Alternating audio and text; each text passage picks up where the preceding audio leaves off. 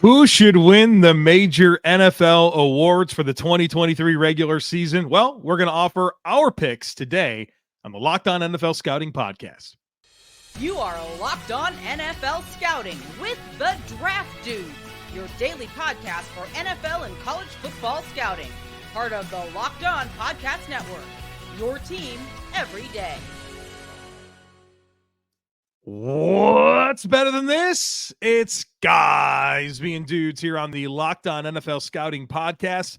We're the Draft Dudes. I'm Joe Marino from Locked On Bills. He's Kyle Krabs from Locked On Dolphins.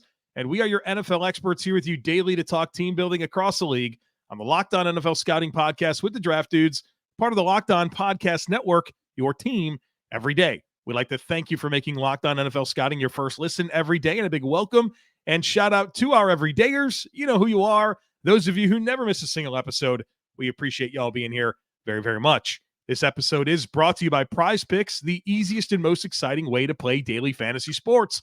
Go to prizepicks.com/LockedOnNFL and use code LockedOnNFL for a first deposit match up to $100. So happy award season to you. Yes. We get ready for the super wild card round. We are making our picks and trying to do so preemptively so that it is authentic content. Yeah, look, dude, these are regular season awards, and I think sometimes people forget that because they're handed out like, is it the week before the Super Bowl? I'm pretty sure. But nothing matters from this point forward. Nothing matters in these awards. And so those conversations are going to heat up, but we wanted to get out ahead of it. I haven't really seen anyone else putting theirs out there. And we get a chance to do that today. And I'm excited to see where you land on these because it was fun this morning, really studying and trying to figure out the right answers, at least in terms of how I see it. And we'll get a chance to reveal that now. And we are doing top threes. Yeah. For each of these, which I think is important notes because we did top threes when we did this back at the beginning of the season, and probably not a lot of overlap. You can say that with some level of confidence, but we're going to start with the big kahuna, the MVP award. And unlike a lot of other programming, we have not exhausted every week, probably 3 hours of programming to talking about the MVP race on a week-to-week basis, which is the new scourge of NFL media. It seems this year is the new wave, is just we're going to relentlessly debate MVP, knowing how fluid that is, and you need the full body of work to understand the conversation. But That's here we go. Good way to trigger fan bases and create engagement, Kyle Krabs. That's right. That's what they're doing. We'll be authentic for you. All right. Shall we? Yeah, let's go ahead and we have top threes. Mm-hmm. I have a feeling we're probably consensus with number one. I don't know. Purple. I don't love my pick, but it's the one that I felt was the right one. Lamar Jackson. I picked Lamar Jackson. Yeah, I did.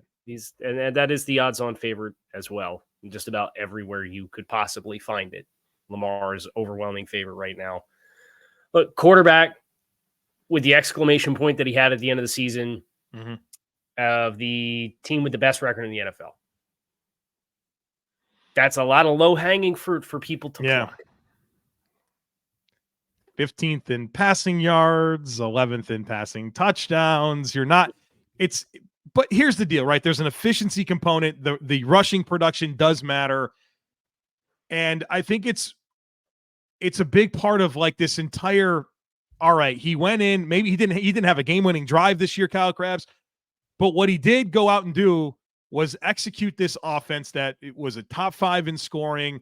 They're dynamic, playmakers in and out, right? Mark Andrews hurt, J.K. Dobbins hurt. You're really relying on a rookie in Zay Flowers. Bateman's not giving him anything. Beckham's weird, right? Some injuries on the offensive line. But from start to finish, this was probably like the best team in the NFL. And so what he did late, 2 big wins, of course, like you said, an exclamation point there at the end. I don't love the candidates this year.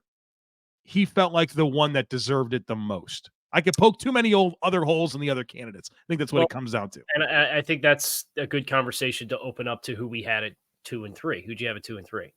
I have Dak Prescott at number 2, and I have Josh Allen at number 3. Okay. I was curious if you were going to have Dak Prescott in yours or not. I had Dak Prescott at 2 as well, and I thought that might be a hot take. but led the league in touchdown passes. Yeah. Really, like, beyond the statistics, though, I thought when you watch the film of Dak all season long, and maybe not in your game because they scored 10 points, but he was really good. Mm-hmm. Like, operating at a very high level from a quarterbacking perspective, not just, he's got CeeDee Lamb that got 1,700 yards and he threw a bunch of touchdown passes. Their running game kind of stinks. Yeah. It's all Dak offensively. Yep. He makes the whole thing go. So I have he's number 2 for me. Yeah. Yeah. I'd Christian McCaffrey at 3. The running back. Running back. Had 2,000 all-purpose or 2,000 yards from scrimmage, and didn't do it in 17 games. He did it in the 16-game block. Did he miss more time than that? No, I think he just missed one game. Just missed one game? Yeah. They sat him at the end? Yeah. Anytime you're into that stratosphere, I think it's at least worth a shout-out. So I had him 3rd. He'll get some love from me later on, but you know how I am about these MVPs. I think yes, it's quarterback award. I'm aware.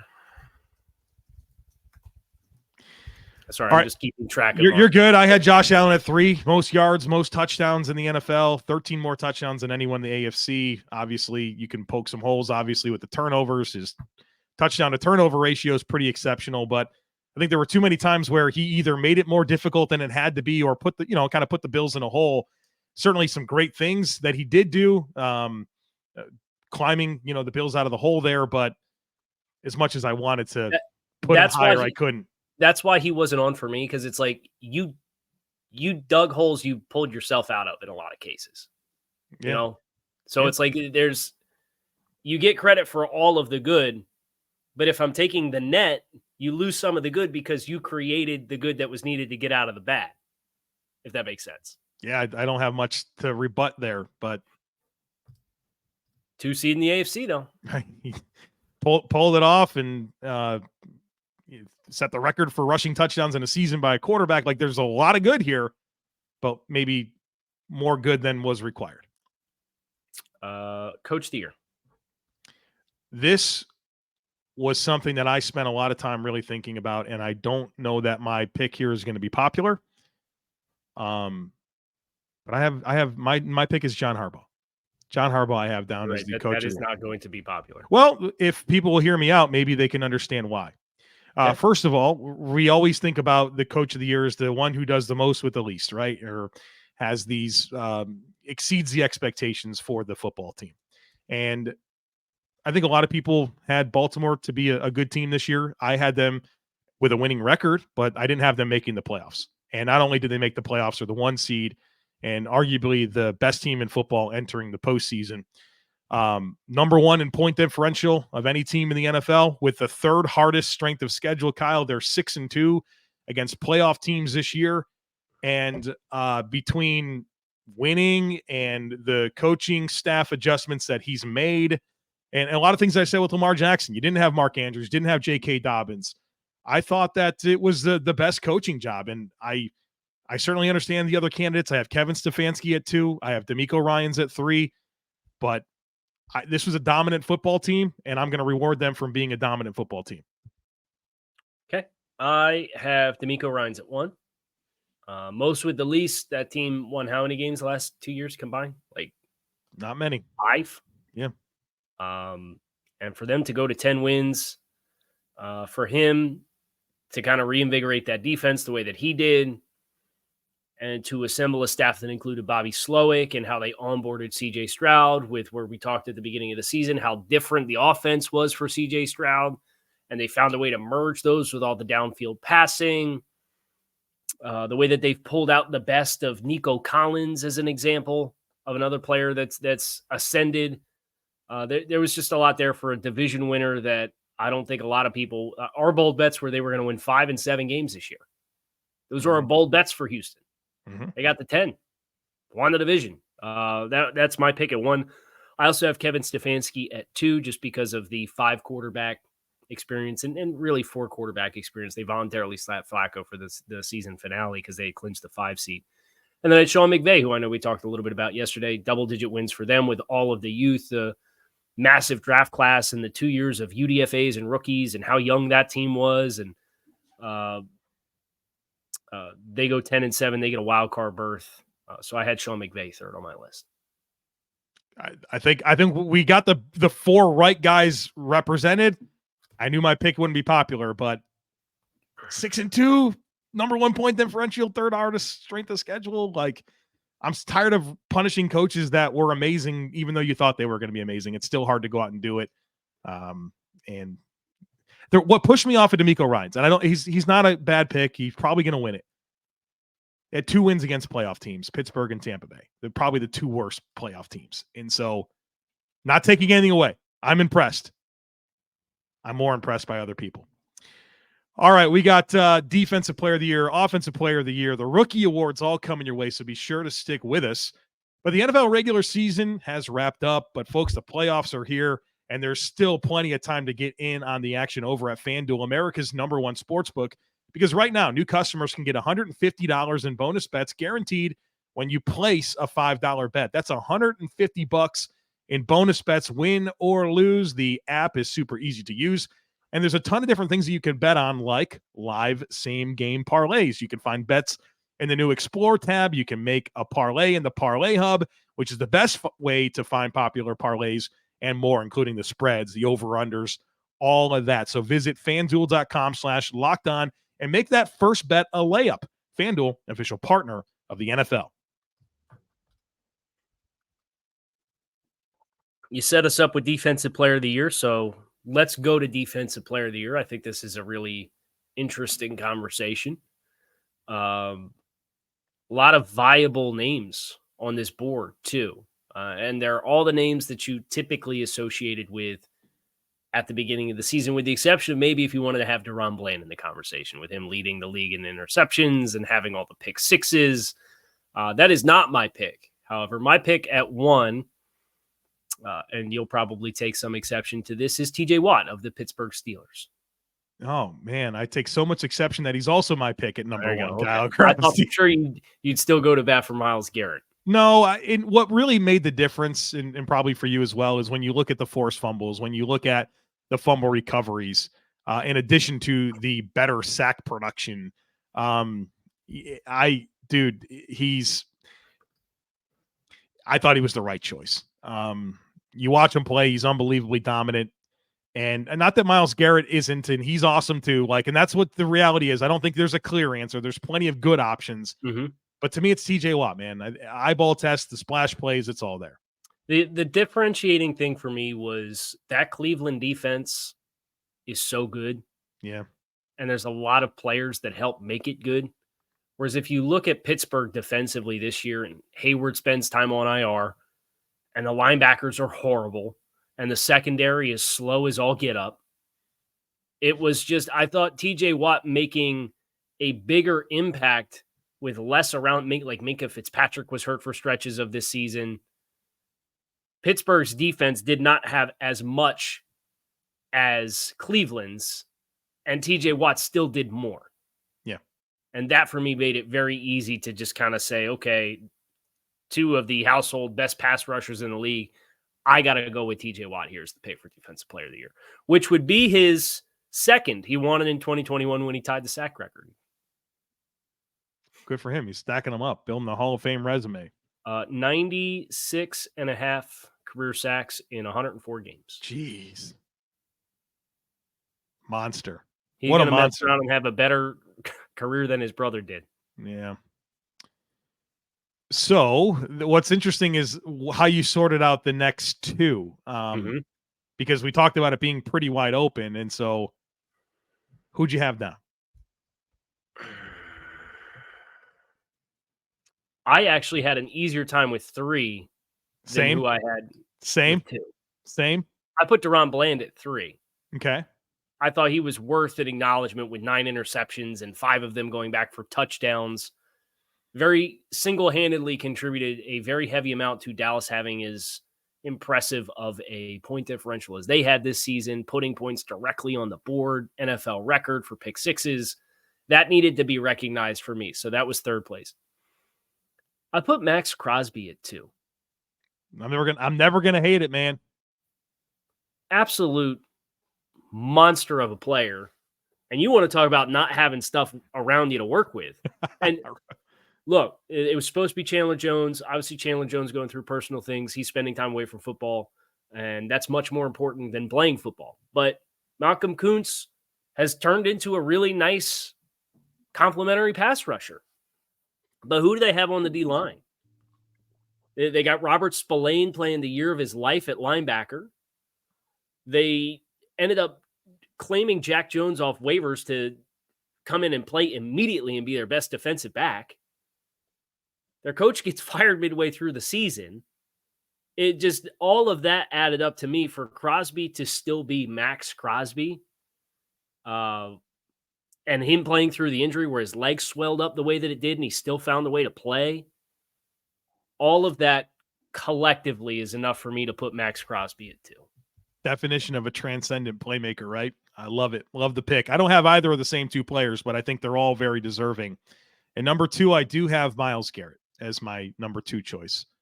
I think the more interesting thing is the player I have at number 3, Kyle. I have the non-Pro Bowler Antoine Winfield Jr. I mean, this guy had a crazy good year. 120, how many tackles? 122 tackles, 6 sacks, 6 forced fumbles, 4 fumble recoveries, 3 interceptions.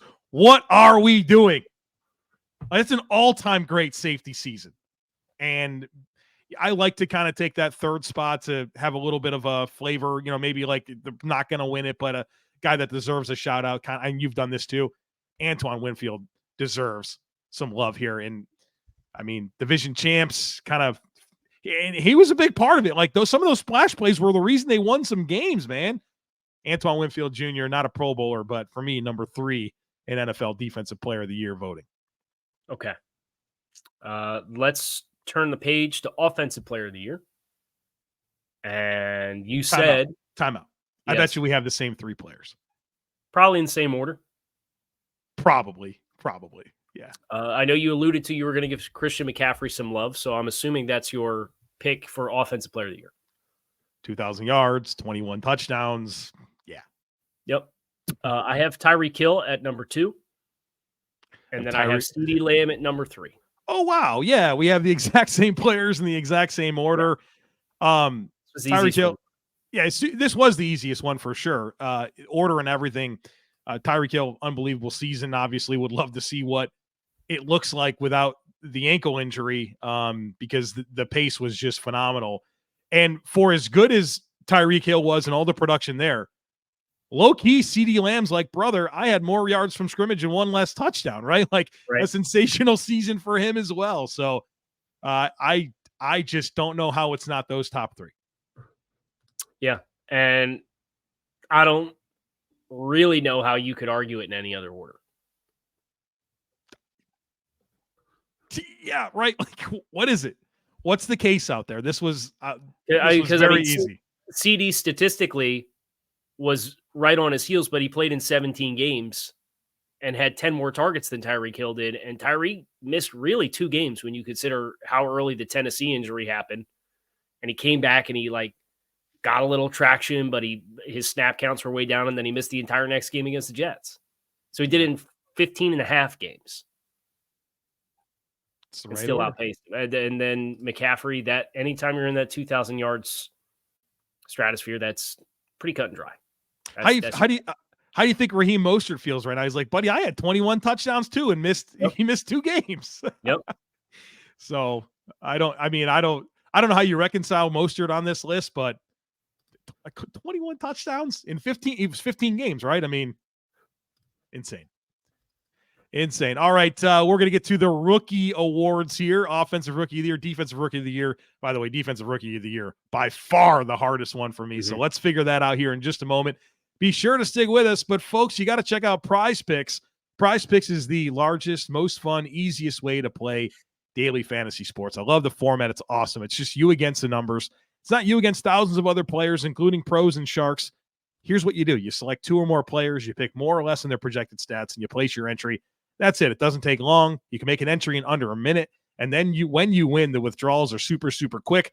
Love all these sports, and I love them even more when I have PrizePicks entries going into a slate of games. And it's not just NFL. You can Go to NBA, NHL, college sports. It's all there for you to make entries that you really, really love. So go to prizepicks.com/LockedOnNFL and use code LockedOnNFL for a first deposit match up to $100. Again, that's prizepicks.com/LockedOnNFL and use code LockedOnNFL for a first deposit match up to $100. We'll save the worst for last. Yeah, please. New offensive rookie of the year. Another one that wasn't too hard for me. I would be surprised if we don't have the same three in the same order.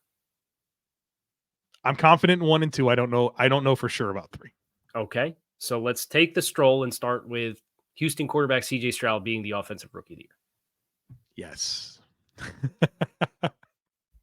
Was there any consideration to player number 2, which is obviously Puka Nacua of the LA Rams, because of the records that he set, being your choice for the actual award? Of course. Was it most receptions and yards ever for a rookie receiver? Yeah, we thought about it, but CJ Stroud is a quarterback, and not just that he was a quarterback that had a good season, right? He's a rookie quarterback that had a great season with just like you mentioned earlier, just everything's new around him.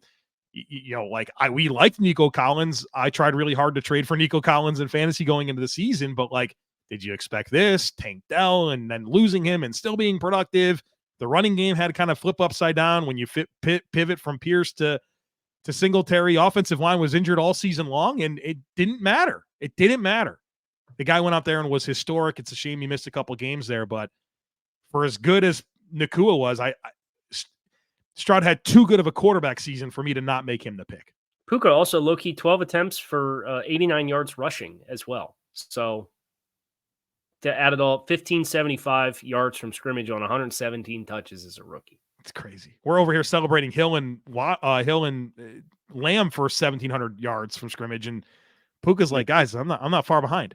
Right, and he has to share that workload with Cooper Kupp, who obviously missed some time, but still had 60 receptions for 750 yards almost in 12 games. There is somebody that is commenting a lot on our YouTube videos. I think they had a Puka Nacua take earlier this year where we pushed back on. I think he predicted this. He said he was going to have these records, and he got them.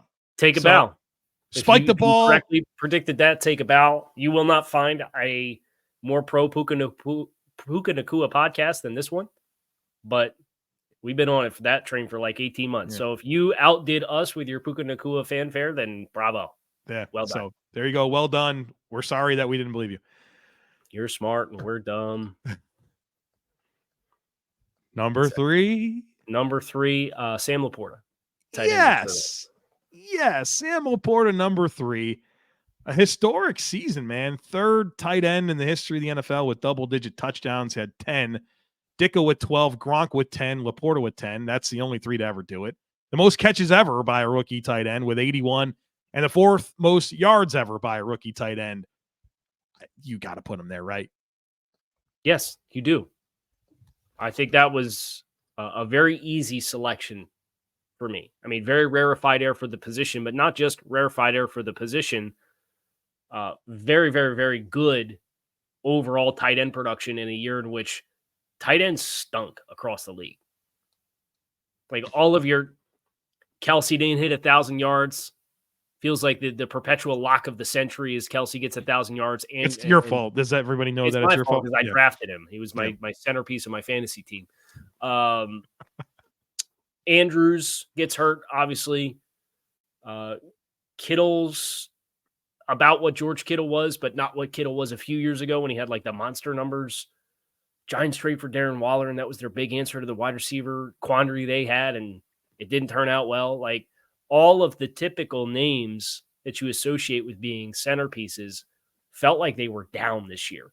And then in strolls Sam Laporta and puts up top 3 tight end numbers across the board for production.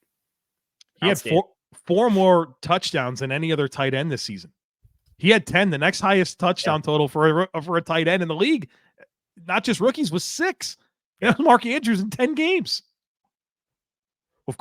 Shout out Hunter Henry, Cole Kmet, and Evan Ingram, and David Njoku, who also had 6. But yeah. How could we forget Evan Ingram, who did he get the all-time receptions record in that game against Tennessee, or did he come up just short? He had 114 catches. I don't know if that's the record or not, but they just, I think that was short, but didn't get 1,000 yards. Right. 8.4 yards per catch. Yeah. All right. Let's go to defense.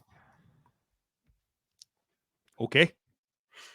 I feel really good about who I have at 3-2, but it feels kind of like the MVP award for me.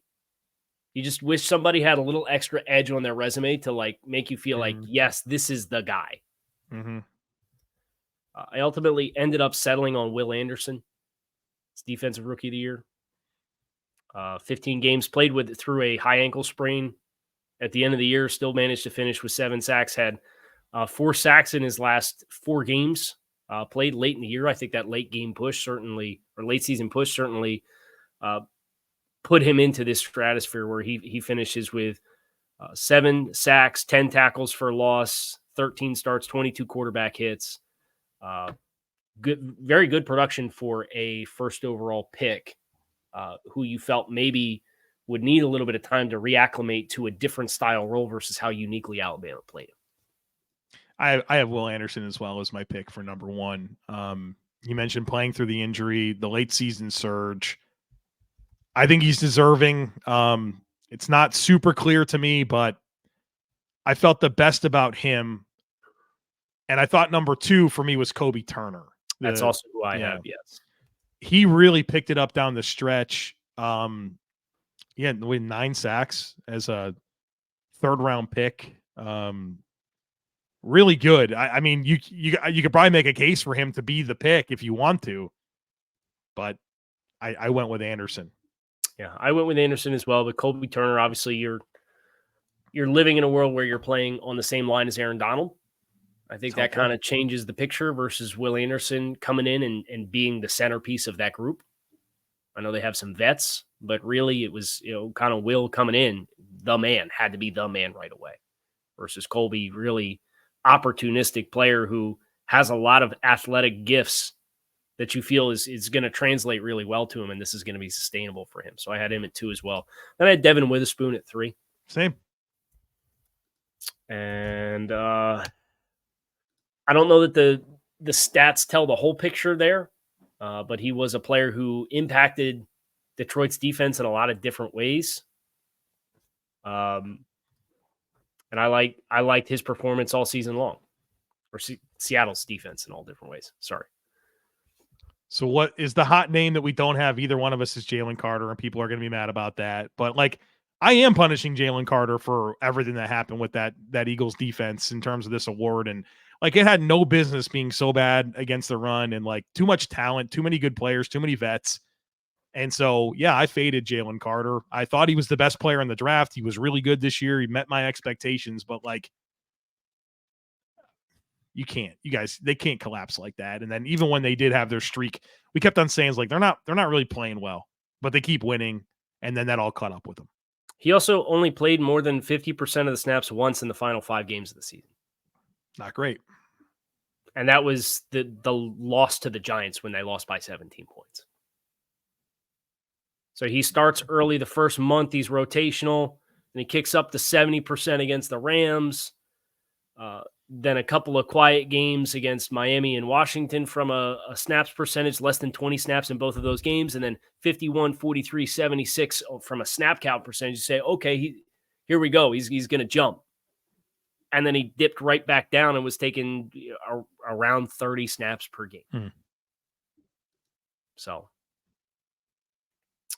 I also faded Jalen Carter. So we can get yelled at together there. All right. That is our picks for all of the awards. We did not do Comeback Player of the Year. That's just such an ambiguous award. We felt like if you leave it open to interpretation to 10 people, they're going to interpret it 10 different ways. Which is how it is. It really is. Exactly how it is. Yeah. So we said, let's avoid the openness of interpretation to that award. Let's focus on the tangible ones, which is what we did. We hope you enjoyed. Let us know who you disagree with vehemently. We look forward to hearing from you. in the comments on the show. I'm Kyle Krabs. He is Joe Marino. We are Locked On NFL Scouting. Catch us on YouTube or wherever you listen to your favorite podcast. We are out of here. Peace.